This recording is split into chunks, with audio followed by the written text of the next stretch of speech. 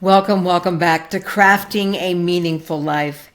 As I kind of walk up to ending my podcast, there are some things that I personally wanted to leave for my listening community as to why I do certain things in my life and how things have shaped my life. This December, I will celebrate my 8th anniversary of doing podcasts. Most people don't make it 6 months, okay? And I've been doing this for 8 years and I have well over 400 podcasts. So I think it's probably time for me to move on, to do something different, and to focus energies in different directions. But in making that decision, I'm going to do several podcasts that are just me. Because someone said to me the other day when I mentioned to them that I was going to be ending my podcast, they said, "You know, Mary, we can find interviews with other people in a lot of different places and we'll survive." I said, "Okay, I'm glad." And then she said, "But I don't know if we'll survive without you personally sharing your wisdom, your thoughts, your whys. And please, before you end this podcast, will you do a series of Just Mary ones?" Well, today I decided that let's do one today. And what I want to talk to you about today, because as we're walking up, doesn't make it very universal, but we're walking up to Thanksgiving. So it's not evergreen. You might be watching this in May, but I'll tell you, the idea of gratitude and giving is so universal that it doesn't matter what time of year you listen to this. It's appropriate and it has purpose. When I was a little girl, and this is when The Wizard of Oz was, of course, TV was kind of a new thing in people's homes. I know that's odd to think about. I was born in 1953, and at age 5, The Wizard of Oz was on TV. And, of course, we didn't have color TV then.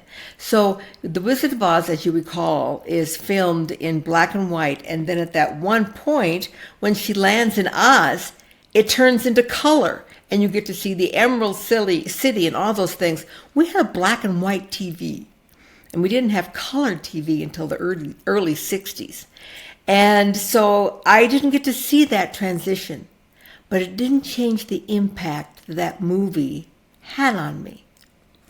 First of all, the impact of the lesson of gratitude for being right where you are and the lessons that are in your life. We often ask, how are these things happening to me? What have I done in my life that I deserve all of this happening to me? Instead of asking the pivotal question, which is, how are these things happening for me? And when we stop and ask that question, the emotion that comes, the first emotion that I usually feel is gratitude. I'm so grateful for these things. Now, when you're in the middle of the mud and you can barely pull your foot out of the muck to put it in front of you and then pull the next one out of the muck to put in front of you, it is really tough to look down at the muck and say, I'm so grateful for this. Thank you for being here, muck. You are incredible. And I love that you're providing this for me. I'm on the page. That's tough, okay? Especially sometimes the muck and the mud is so overwhelming that your foot, it actually holds the boot and your foot comes out and the boot is still stuck in the mud.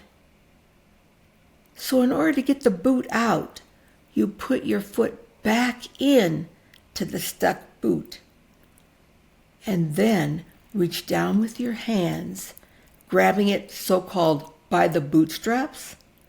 That's where that phrase came from. You would grab the bootstraps that were on either side of the boot and work its way out of the mud until you could put it down again. If you've ever been in that situation, you know that it's not easy, and you know that it's oftentimes you lose your balance and fall.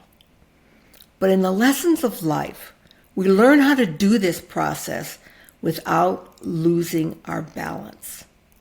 And having gratitude is one of the critical steps in being able to do this process of loosening your boot from the mud and the muck, pulling it up by the bootstraps so that you can set it down again, and then the next foot and the next foot until you are dry land. So what does this have to do with the Wizard of Oz? In the Wizard of Oz, at the end, when the wizard finally confesses who he really is, he gives each of the characters a gift.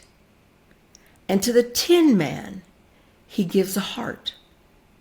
And he says to him, "You will be a philanthropist." And the Tin Man looks at him and he said, I don't know what that is. And the wizard said, "It's a do-gooder." As a young child, I heard that phrase. And I thought, that's what I want to do in my life. I want to be a do-gooder. I want to be someone whose life is evolved around doing good. Well, as most people, I lost sight of that. And as life dealt its lessons to me, and I began to see my feet stuck in the muck, and I didn't know how to get them out. I didn't know how to grab myself by the bootstraps and pull one up and maintain my balance and be able to put one foot in front of the other.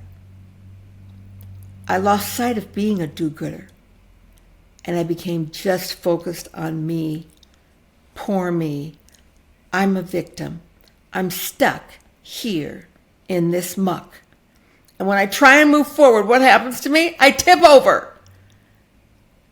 Well, along the way, you learn lessons. It took me a long time to learn my lessons. Little bit by little bit by little bit. But I would find myself once again stuck in the mud. But I'd learned maybe enough that I could make one more effort at moving the boot forward.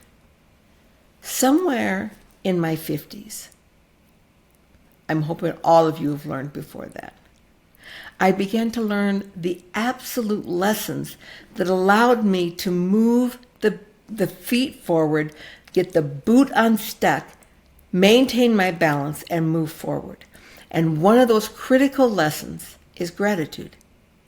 Gratitude then leads to something else, which I really want to talk about, is about service. And gratitude leads to giving and leads to transformation. Not to a new person, but to reclaiming the beautiful person that you were born to be, that you've always been. So the art of giving is truly an art. And it's something that each of us have to walk through in this life. You've heard me say many, many times on this podcast that the purpose of life for all of us is to be our very best self. Not to do anything, but to be our very best selves. And every day to bring our very best. Some days we fall short of what we think is our best, but it was probably the very best we had to offer any day. So how can you be critical of yourself, or how can anything more be asked of you than your very best? Isn't that amazing to think that no matter what you bring on a given day, if it's all you have to give, that's your very best? But when you step back and you get to relook at and learn, understand lessons, question the process, then learning happens, and the next day your best self is something different. Now, many people say to me, "Mary, that's kind of a narcissistic approach to life, that you're just focused on you and being your best self." Well, if that were the end of the equation, that would probably be true. But when you are being your very best self, you want something critical also, and that is you want others to be their very best self. It's never singular. Being your best self doesn't mean I want to make sure Mary has the best clothes. I want to make sure Mary's driving the best car. I want to make sure Mary has the best friends. I want to make sure Mary has the most money. I want to make sure Mary has this and that and this and that. That's not being my best self. That's being so much less than my best self. That's being self-centered. That is being narcissistic. And that comes out of a feeling of that I'm not enough. And I need to surround myself with all of these things so that I can be enough. Well, we were born into this life, butt naked, with nothing. And at that moment, we were at our greatest worth. We came as an innocent child, full of worth, full of being enough. But along the way, that's part of the process. We lose sight of that, of the beautiful person that we are and our own self-worth. Now, don't bemoan the fact that your childhood or your middle 30s or your middle 50s are bringing you less than the light that shines within. It's okay. That's the process. That's why we're here, to reclaim our best self, to reclaim the self-worth that we were born with. As we go through this process of being our very best self, this key of wanting it for others is a great self-check to see where you are in that process. If you look at your social media, and you see other people's posts, and your thoughts are, how come I wasn't invited to that? Or I could have gone. Or, oh, look at those clothes they're wearing. Like, I don't have anything like that. I'm not good enough to have that. Or if you say, you're critical. She doesn't know what she's talking about. Or, look at that. I think she's got something stuck in her tooth, blah, blah. Or, her opinions and her thought process are dumb. Those are reflections of how you feel about yourself. To be honest, not how you feel about others, but how you feel about yourself. If you're feeling the need to be critical of others, that finger just points right back at you.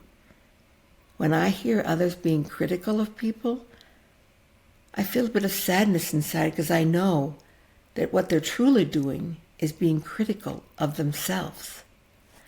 And when you get to the point where you can look at your social media, or others in the workplace, or others in your neighborhood, or others in your community, or your siblings, or whatever connection it is, and feel gratitude for what they're experiencing, and grateful for where we are in our lives, you know you are on the track to being your best self. And that is a beautiful place to be. That is a huge part of my why for giving. I'm more giving now than I ever have been in my life. Well, it's a darn good thing because I'm older and I've learned more. But when I first started down the road of philanthropy, I'm going to be butt naked honest with you here and completely vulnerable and naked. Okay, I did it to get the praise of man. I gave because I thought others would think me something great. I served so I could see and point to others and say, look what I'm doing. Look, that makes me enough, right? If I do that. It was from that point that I began to realize that that level of giving had nothing to do with my best self and had nothing to do with the kind of giving that we're talking about. When I think about the wealthiest people that I know, well, they don't live on this planet. I don't care what you call people who are in higher beings than ourselves, whether you call them God, whether you call them higher beings, whether you call them the universe or spiritual energy. The thing we know about that is that all of that energy is directed to helping us be our best selves. They have achieved their best selves and are continually growing more. But their biggest growth now happens as they help us achieve our best selves. They're not up there going, I got my stuff now, I'm in good shape, good luck down there on earth, and I hope you make it here someday. Absolutely not.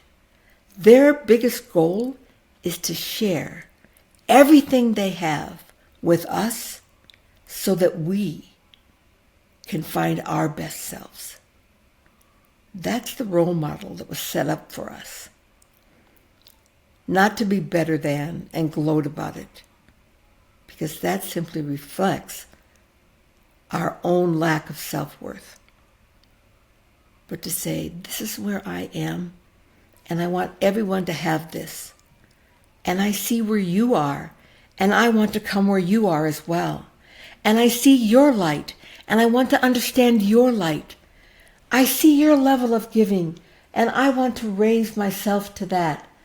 Not for I can be better, but so that I can be my best self in my own eyes and achieve who I was meant to be.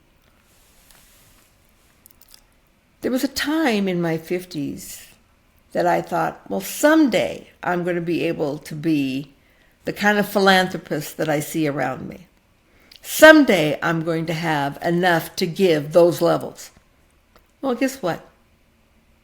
I never am going to achieve the level of financial giving that so many of the people that I attend these galas with have. I see them give $10,000, $20,000, $100,000, $500,000. I see them pledge $1 million. I'm never going to be at that level. So what is my level? And how do I decide what I can give? Well, I'll tell you. I don't like the phrase, give until it hurts, because I never want giving to hurt. I want giving to bring you alive.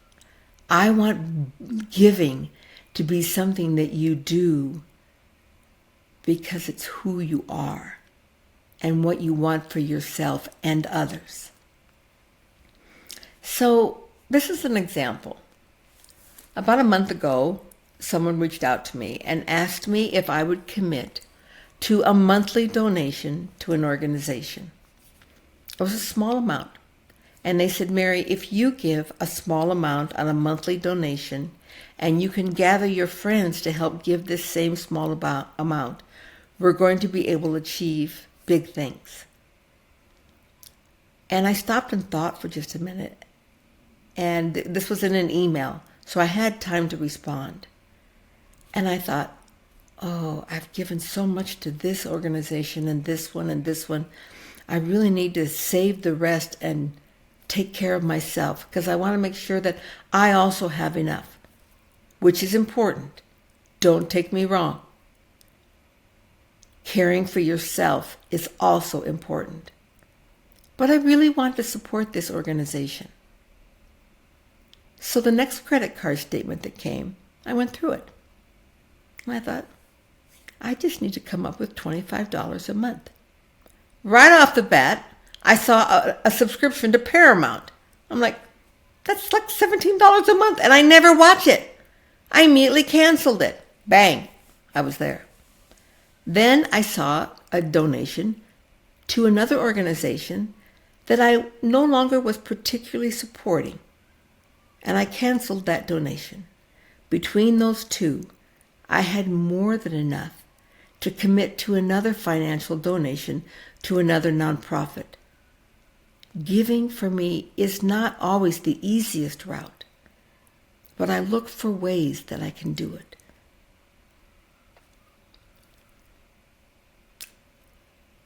I love to travel, but sometimes I have to take from my travel budget and say, you know what? I'm not going to go here this year because I want to do this. And I love this more than the trip I would be taking. Did I tell you I love to shop? I'm kind of a shoe hound. Oh. And I love to shop at really nice places and go in and just like have clothes that are really like spot on. But I've decided in my life, you know what? I can let that go. I don't ever need to walk into Nordstrom's or Saks Fifth Avenue or Neiman Marcus again.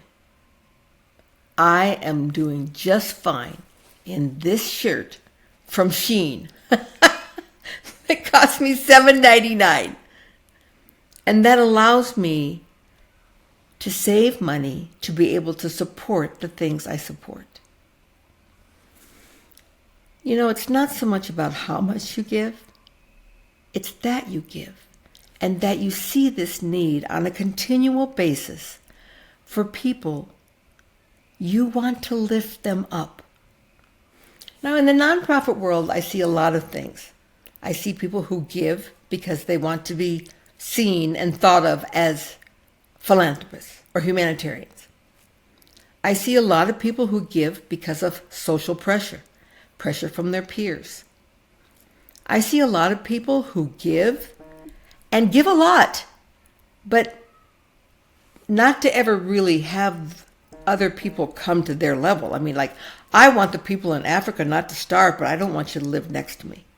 Does that make sense?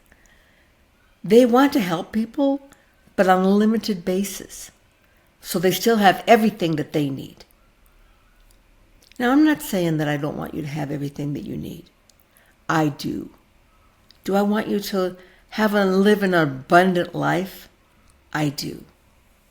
But an abundant life also means that you want that for others. Someone said to me the other day, Mary, have you achieved everything that you thought you would? Are you where you want to be? And I said to them, you know, I could live in that spot of, I never quite made it to where I wanted it to be. I wish I had this. Or I could live in, I still want to be in a bigger house. Really? There's just two of us, John and I. I don't need a bigger house, for crying out loud. But to step into gratitude, I am so grateful for what I have. And that I have enough to give. And that I have enough to support. I'm so grateful that I have John in my life. I'm so grateful that I've been able to do this podcast and to talk with you. I'm so grateful for my family and my grandchildren. I travel enough to know that I am so grateful for the land that I live in and for the United States. Now, you and I both know that I have strong political opinions, and I don't like where we are politically. Doesn't mean that I'm still not so grateful for where we live and for the opportunity to be a supporter of what I stand for and what I believe to be right. I'm so grateful for that. I just got back from Egypt. It was my bucket trip of a lifetime. I spent more on that trip than I will ever spend on any trip to come or any trip in the past. And I came back with such gratitude for little things. That in my house, I can turn on my water faucet, wet my toothbrush, brush my teeth, spit it out, rinse my mouth out with the water from my faucet, and go on about my day. In so many of the countries I travel to, you have to have a water bottle just to wash your teeth. You have to wet your toothbrush with the water bottle. You have to brush, then clean your toothbrush with the water bottle, the water that's in there. Rinse your mouth out with that water. It doesn't feel quite the same as splashing it up on your mouth when you're just like drinking, squishing, and spitting it out. I came home with such gratitude for clean water. I came home with gratitude for a sewer system. In places I travel, most of the time, you cannot put the toilet paper in the toilet. And the reason and the way you know that you're in a place like that is they have a trash can next to the toilet where you're supposed to put your toilet paper. Okay? Not in the toilet, or it clogs up their system. They don't have a great sewer system like we have here in the United States. I am so grateful for that. I am so grateful that I don't have to put my stinky toilet paper in the wastebasket. And that I'm not the person that has to clean that. But I'm more than happy to give my love, my support, my service to all of those places that do live there. I've traveled to so many countries to be of service places where I'm squatting over a hole in the ground. And the smell is horrendous. I cannot even describe it to you. But I am more than willing to give my time and energy to serve there, to teach them. In Kenya, when we went and taught how to sew underwear as their first line of defense against rape, their protection against genital mutilation and the infection that brings, when we taught them how to have underwear to women who spend their lives sitting in dirt and just wear a wraparound, I was more than willing to give up the convenience of a toilet and of using water bottles for my toothpaste to be there to serve them. So many people ask me, how difficult is it to go there to serve? You know, it's much easier to stay here. It truly is. But my heart is drawn to make their lives better, to give until the point where I know that I'm giving the most that I can give at this point in time. I'm no longer working. I have to live on what I've saved. So every time I give, it's an opportunity for me to look and to make a decision and to decide. Gone are the days where I could just buy what I wanted. Now I'm making decisions. But I want to be a do-gooder. I want my presence here on this planet for however many years I'm here to have made a difference. And that's why I give. That's why I find this month of November and the season of gratitude and giving to be so profound. And that we can carry this with us throughout the year. I posted I do a Monday mantra every Monday. Well, I missed the last 2 weeks because I was gone. I do a Monday mantra where I usually give people something to think about or to live for or to post on their bathroom mirror for the day. And today, mine was a question. And it was, which comes first? Gratitude or healing? I should think on that for just a minute. What comes first? Healing or gratitude? Do you heal first and then you're grateful for it? Or are you grateful and step into gratitude and find the healing from the being that you are as you are grateful? I believe that gratitude comes first. If healing is part of your life, and this is the great thing, it's part of all of our lives. We are all in the process of eternally healing and becoming more of the beings that we were meant to be. As we step into gratitude, that healing flows to us abundantly. As I am content in my life and find myself wanting for nothing, my mind is more available to ponder on the deep things of life and how we got to where we are and how I can improve my life and the lives of others. Sense of gratitude is so important to me. Now, I can tell you that I understand where you are. I haven't always had this kind of profound sense of gratitude and contentment for my life. I get it. But I do know that in finding gratitude, it was my key to finding my way out. After 28 years of an abusive marriage, where every single day I wondered if I would be beat up. With every single day I feared coming home. With every single day I wondered, will I be able to survive?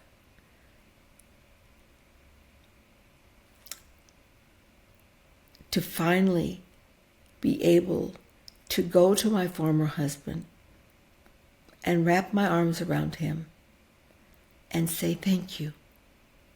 Thank you for the lessons that I learned in our relationship. Thank you. Together we both have learned, and we both are happier. We both are better human beings.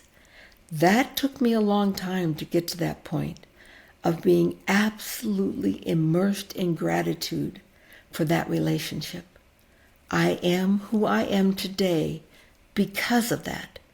When I was in the middle of it, nope, I could not seem to grab my boot and pull it up by the bootstraps. Yes, I was able to do it enough to survive day to day, but not to heal. It wasn't until I stepped into genuine gratitude and the art of giving back that I began to truly heal inside. When I say to people, I see you, I say that a lot. I see their hearts through their eyes. When I hold them, I feel the energy of their hearts. And I ask myself, what is the energy? How are they feeling? What is it that I am here for, that I can serve them? A whole new world has opened up to me as I have begun this process of asking myself that every time I embrace someone. If you've ever been embraced by me, you could know I was asking that question. Sometimes I'm given inspiration to share, and with many of you I've probably done that. Sometimes I'm given the thought to step back, be quiet, and allow them to be in the energy of their space. We all are on this journey at our own pace. Heaven knows my pace was rather slow. I talk to so many people who are like at these incredible, profound levels of understanding in their 30s and 40s. My daughter, for example, is in her early 30s. She has the most profound level of understanding. Just think where she is going to be, where you are going to be when you get to be my age. You are going to be so far beyond me. You're going to have so much compassion, so much empathy for people. You're going to have so much understanding of how the human race works, how the universe works, and your role in it.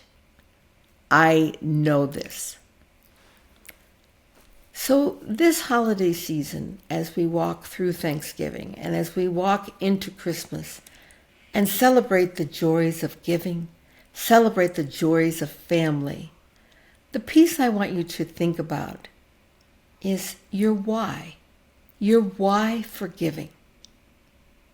And if it's anything less than so that you can be your best self and help others be their best self, this is the season to relook, to reshare, to re-examine. Am I giving to an organization just because I'm expected to? Or am I giving because I have a desire to make a difference? Because I know that giving is part of being my very best self. And that truly is the purpose of life. Does it make sense that we all have different purposes in this life? The purpose is the same. Now, the method of getting there and our goals and our journeys are each unique, and we each walk our own unique path of how we are becoming our best selves. But the purpose of growing into your best self is truly universal. Every morning when I swing my feet out of my bed and I sit up, I look down at my feet. And you've heard me say this on the podcast before many times. And I say, okay, feet, where are we going today? Are you going to bring your best self at every moment? Not always. But can you bring yourself, best self, most of the time? I think through my day, and this morning I thought about my podcast, and I thought, can you bring your very best self, your naked and authentic self, the self that knows that you can be your best self by helping others be their best self? Truly, there's no other reason for doing this podcast. Is it because I want to spend money? I could be giving this money someplace else, which I'm going to be doing soon. Am I doing this podcast so I can become more famous? Well, I don't have that big a following. There's other things I could be doing to become more famous, if that was the goal. I do this podcast because I want to put forth ideas and things that will cause you to ponder. What does your best self look like? Am I living in gratitude? Is my life one of abundance? If you are living in gratitude, you are surely living in abundance. You cannot have one without the other. Or are you living in that place of, well, I will live in abundance when? I want to share with you in closing something that happened to me in my 30s. And I had in my life, I've probably had 4 or 5 profound dreams that changed the trajectory of my life. This one was in my probably late 30s. I dreamed I was at work, and I owned a catering business. And I had an office, and we had a little front office. And when I looked out in the front office, there were 2 angels sitting in the front office. And people were coming in the front door and sharing with the angels what they needed. The angels would listen. They would have them be seated. They would come back into my office. And the 2 angels shared with me what they needed. And then I would provide it. When I woke from this dream, I thought to myself, oh, I do get to be the Tin Man. I do get to be a do-gooder. I can't wait for the day when I can do that. Oh, I'm so excited to know that that's going to be part of my life in the future. I kept that dream close to my heart for 2 or 3 years and never shared it with anyone. Then one day, I shared it with someone. And I said to them in excitement, isn't it exciting to know that someday I'm going to get to be a do-gooder? Someday I am going to be able to be the granter of wishes. I'm going to be able to help people the way I've always wanted to. And the person I shared it with turned to me and said one of the most profound things that changed the trajectory of my life. And they said, Mary, don't you know that you already are? I sat dumbfounded. And I said, I'm not granting wishes. I don't have that kind of money. I'm not helping the way I want to help. And she said, Mary, you do all you can do. I've seen people walk in this front door of your catering business and not have money, and you to help them out with meals and bring them into the kitchen and feed them. Mary, I've seen you give money that you didn't have to help others in a situation. I've seen you go door to door and ask your neighbors for money for Santa, and then get the gifts and take them and deliver them unwrapped to a family in need. That's granting wishes. That's who you are. And this sense of profound gratitude came over me for her words. That I didn't have to wait until I was in my 40s at that point, till I was in my 50s, 60s, 70s, to become a do-gooder. That I could do it by simply opening my heart and giving what I had. That's the invitation I offer to you, to not wait, to step into the life that you were meant to live, the life of being your best self and helping others be theirs. And a joyous Christmas and a beautiful Thanksgiving to you and yours. And that's how we craft our meaningful life. Namaste. Crafting a Meaningful Life.